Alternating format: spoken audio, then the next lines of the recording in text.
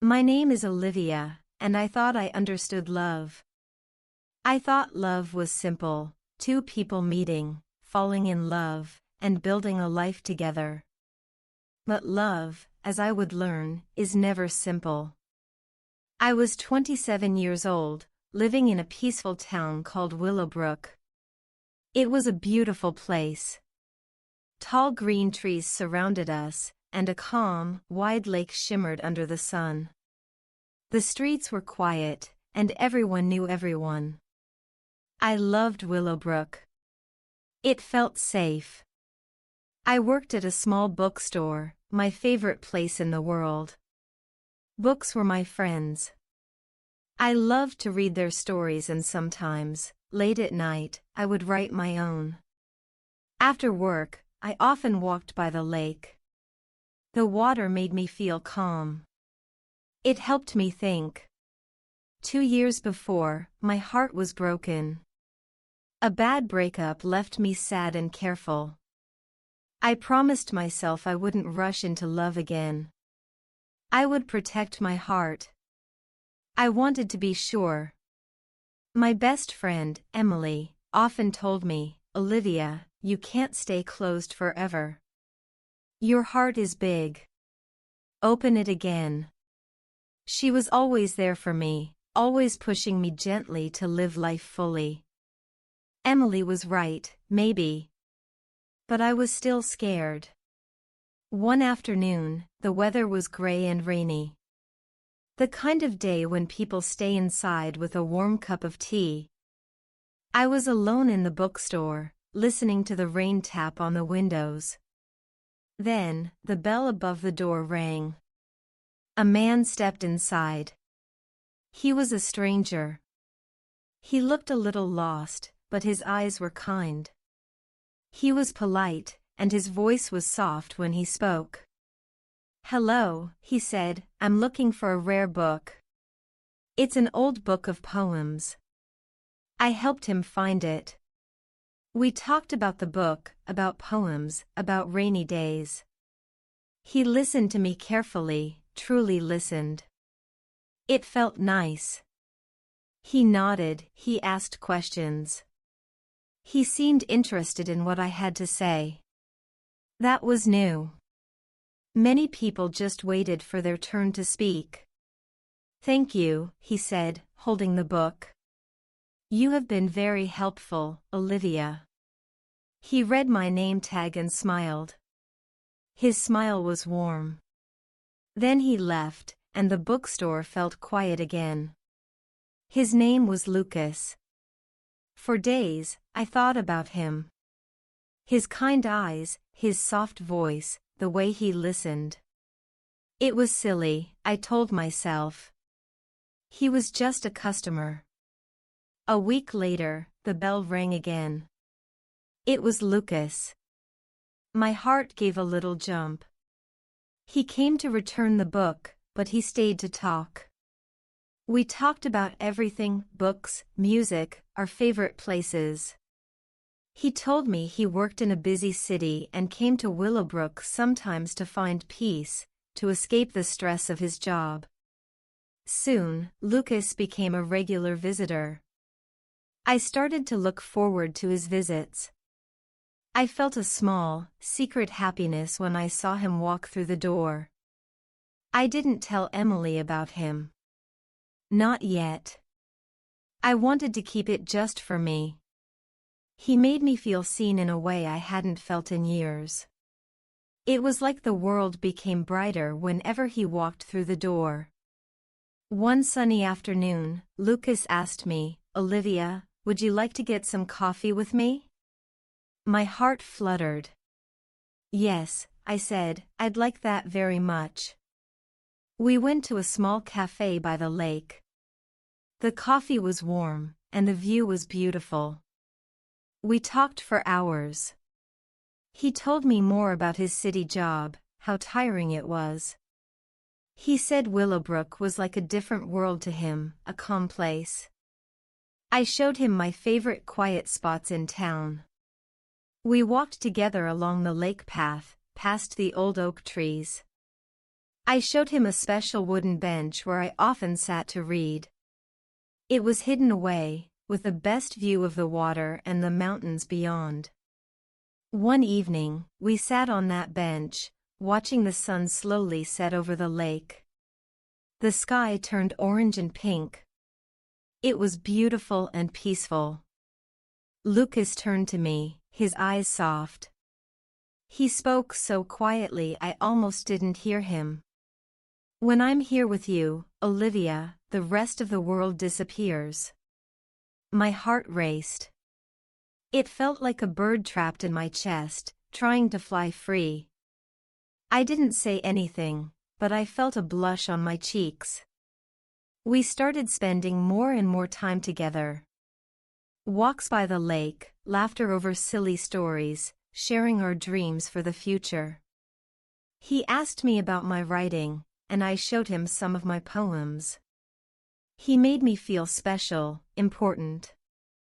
Slowly, without even realizing it, I began to fall in love with him.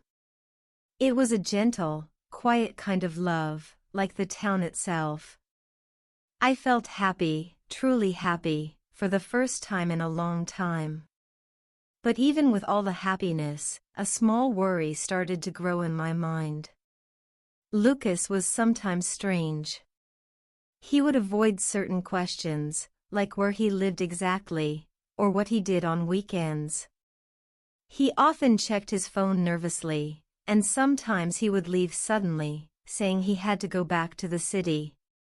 He never invited me to meet his friends, or to see his life outside Willowbrook. My gut told me something was off, but I pushed the feeling away. I wanted to believe in what we had. I wanted to believe in him. One quiet evening, we were sitting in my small living room. The soft glow of my reading lamp filled the room. Lucas looked at me, and his kind eyes were full of sadness. He took a deep breath. "Olivia," he began, his voice low, "there's something I need to tell you." My heart, which had been so full of joy, suddenly felt cold. I knew it. I knew this was not good. "I'm married," he said. The words hit me like a stone. "I have 2 children." I froze. The world stopped spinning. The air left my lungs. Married? Children? My mind could not understand. Shock, then a wave of cold hurt, washed over me. All those weeks, all those happy moments, all those shared dreams, they felt like a lie. I couldn't breathe. I stood up quickly, unable to look at him anymore. I had to get out. I ran out of my house, into the cold night. The door slammed behind me. Lucas was right behind me, calling my name. "Olivia. Wait. Please." He caught up to me by the lake path, his hand on my arm. He looked desperate. "My marriage has been empty for years," he pleaded, his voice cracking. "We live together, but it's not love anymore. I stay for the children. They need me. Please believe me. I didn't expect to meet you. I didn't expect to feel this way." I pulled my arm away. My cheeks were wet with tears, but my voice was a whisper. "You should have told me from the start, Lucas." My voice was broken. How could he do this? How could he let me fall in love with a secret? I turned and walked away, the sound of my own quiet sobs filling the empty night. He didn't follow me this time. The next few days were a blur of pain. I avoided Lucas. I didn't answer his calls. But he didn't give up. He kept sending me messages. "I miss you. Please talk to me. I need you." His words pulled at my heart. I told Emily everything. We sat in my kitchen, and I cried while she listened. When I finished, she was quiet for a moment. Then she said, her voice firm but gentle. "Olivia, you deserve someone who chooses you completely. Not someone who hides you in the dark." Her words were like a cold bath, a splash of truth. I knew she was right. I tried to move on. I tried to forget Lucas. But my heart wouldn't listen to my head. My feelings for him were strong. I missed his smile, his voice, the way he made me feel seen. One evening, I gave in. I answered his call. He sounded so sad, so lost. He said he loved me. He promised me that he would be honest from now on, that he cared for me more than anything. My heart, still raw and hurting, wanted to believe him. We started a secret relationship. Lucas came to Willowbrook on certain days. We met in quiet places. Private dinners at my house. Walks at night when the streets were empty and no one could see us. He would hold my hand, tell me how much he loved me, how much he wished things were different. But he always left before sunrise. He always had to go back to his other life, his real life, in the city. For a while, I felt happy again. A hidden, quiet happiness. But slowly, I noticed the cracks. We never went out together in public. We couldn't share a meal in a restaurant or walk hand in hand in the park during the day. I wasn't part of his real life, only his hidden one. His secret. And I was his secret. The quiet happiness began to turn into a heavy sadness. I started to feel empty and isolated. I stopped seeing Emily as much. I told her I was busy, but the truth was, I felt ashamed. I knew she wouldn't like what I was doing. My life began to shrink. It became centered around Lucas's visits, around his phone calls. I waited by the phone, always expecting his message, always hoping he would come. My work at the bookstore felt less interesting. My walks by the lake felt less peaceful. My writing stopped. I was waiting.